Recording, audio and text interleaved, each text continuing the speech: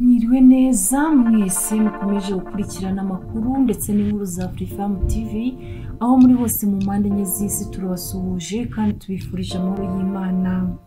Philipita yakoranye indirimbo na Marina avuga ku mashusho yasaka yabagaragaza mu gitanda. Mukomeze mudushyikiremo kandi like na subscribe ku batarabikora. Imana ibaha umugisha, turabakunda cyane.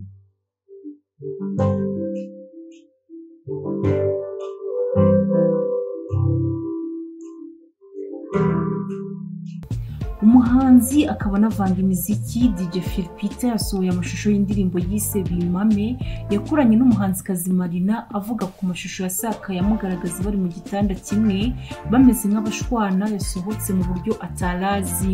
Aya mashusho nari mu ndirimbo abahanzi bombi bakoranye yasohotse kuri uyu wa gatanu tariki ya 2 Ukwakira 2021 ku mbuga zitandukanye zicururizwaho umuziki za DJ Philipita. Iyi ndirimbo isohotse mu gihe Philipita yaraherutse kuyiteguza abantu akanabwira Davis D ko natinda gusohora indirimbo ye yise Eva azamutanga kandi azamuhiga. Iyi ndirimbo Bimame ya Philipita na Marina ivuga ku bantu babiri bakundana aho umwe ababwira mugenzi we ko hari abamubaza impamvu yamuhisemo ariko akabima amatwi. Uyu mushinga w'iyi ndirimbo wari umaze imyaka 2.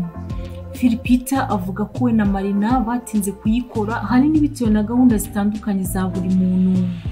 Uyu munyamakuru wa Isibo TV yabwiye Inyarwanda dukesha iyi nkuru ko Marina ari inshuti ye igihe kirekire ku buryo baziranye na mbere y'uko uyu mukobwa yinjira muri muzika akiri ku ntebe y'ishuri.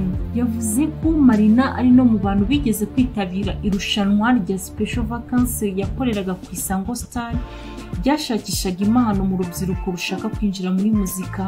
Ati Marina hari ibintu byinshi by'amabanga tuziranyeho, ni umuntu wanjye gukora nawe ni byiza. Akomeza agira ati ni umuhanzi w'umuhanga ukeneye amaboko mazima, Imana ishimwe ko yavuye muri demana akagarukamo. Mubwije ukuri afite ibintu byinshi byo kwereka isi, ahubwo birasaba umuntu ubasha kubivumbura akamenya n'ibyo ari byo. Mbere y'uko iyi ndirimbo isohoka ku mugoroba wo kuri uyu wa 4 tariki ya 30 Nzeri 2021 hasohotse amashusho agaragaza Philipita ari mu buriri bumwe na Marina bameze nk'aho bari gushwana umwe atemera ibyo undi yamusabaga. Aya mashusho yahererekanyijwe n'abantu batandukanye buri wese yibaza icyo bakoraga. Murungisabe yanditse kuri post ya Irene Murindahabi agira ati agatwiko karaha Philipita buri yaviriyemo aho sha.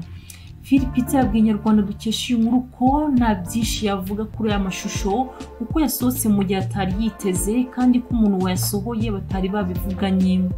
Ati ntabwo ari njye wayasohoye, hari habaye akabazo nashaka kuvugira mu itangazamakuru ariko nakundi kuko iyo nshaka kuyasohora ntabwo yari gusohokera kwa Irene. Uwo ni umunyamakuru witwa Irene Murindahabi bakorana ku Isibo TV. Yari gusohokera ku muntu tutaziranye, umuntu abantu batakeka, ariko nyine habayeho akantu nzasobanura mu gihe kiri imbere. Ni amashusho avuga ko atashyizwe muri iyi ndirimbo ko producer wayikoze yahisemo ay'ingenzi. Philipita asohoye indirimbo mu gihe aherutse gusohora indirimbo Amata yakoranye na Soshomura ihatanye mu bihembo bya Kisama Awards. Ni indirimbo avuga ko ikwiye gutwara igihembo mu cyiciro cy'indirimbo y'impeshyi ashingiye ku gihima zitava ku ntonde z'indirimbo zikunzwe. Ariko ngo kuko umuntu wese uba ahatanye aba agomba kukijyana, ndacyategereje. Iyi ndirimbo mu buryo bw'amajwi yakozwe na producer Element, inononsorwa na producer Bob, naho amashusho yakozwe na Oscar Dos Oscar afatirwa ku Kivu. Indi nkuru itangaje itugezeho nonaha ni y'umugafotozi wasibye amafoto yose yari yafotoye mu bukwe kubera ko yimwe ibiryo n'ikiruhuko. Gafotozi yaciye ibintu hirya no hino nyuma yo gusiba amafoto y'ubukwe bw'abashakanye kubera kudahabwa ibiryo mu birori by'ubukwe yari yahawemo ikiraka. Inkuru yashyizwe hanze n'urubuga rwo muri Amerika Reddit ivuga ko uyu mugabo yavuze ko atari umufotozi wabigize umwuga ahubwo ko ari umuntu ukunda gufata amashusho y'imbwa ze akayashyira ku mbuga nkoranyambaga. Yavuze ko inshuti yashakaga kuzigama amafaranga yamwegereye maze ikamusaba kumufotora ku munsi we w'ubukwe maze ikamwishyura amadolari 250 asaga 250 by'amafaranga y'u Rwanda. Yavuze ko yabanje kubyanga ariko nyuma yemera gufotora ku munsi w'ibirori. Yatangiye gukora agana mu saa 5 z'amanywa kandi biteganyijwe ko arangiza saa 1 n'igice z'umugoroba. mu gihe cyo gutanga ibiryo Gafotozi ngo yabwiwe ko adashobora guhagarika gufotora ngo agiye kurya kuko yari akeneye gukomeza gufata amafoto y'ibirori. Icyakora uyu Gafotozi ngo yari akeneye amazi no kuruhuka ariko ba nyir'ubukwe barabimwangira. Ati nabwiye umukwe ko nkeneye ikiruhuko cy'iminota 20 kugira ngo mbone icyo kurya no kunywa. Icyakora umukwe yambwiye ko ngomba gukomeza gufotora cyangwa nkagenda nishyuwe. Gafotozi yavuze ko kubera ubushyuhe, inzara no gusuzugurwa yabajije umukwe niba icyemezo cyagitekerejeho, aramusubiza ati yego.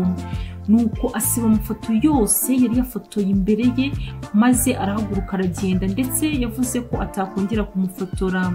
Ati iyo nza kuba nishyuwe amadolari 250 icyo gihe nari kuyabasubiza kugira ngo basi nicare iminota 5 mfite ikirahure cy'amazi gusa. Murakoze, mukomeze kudushyigikira mukanda like na subscribe ku batarabikora. Imana ibahe umugisha, turabakunda cyane.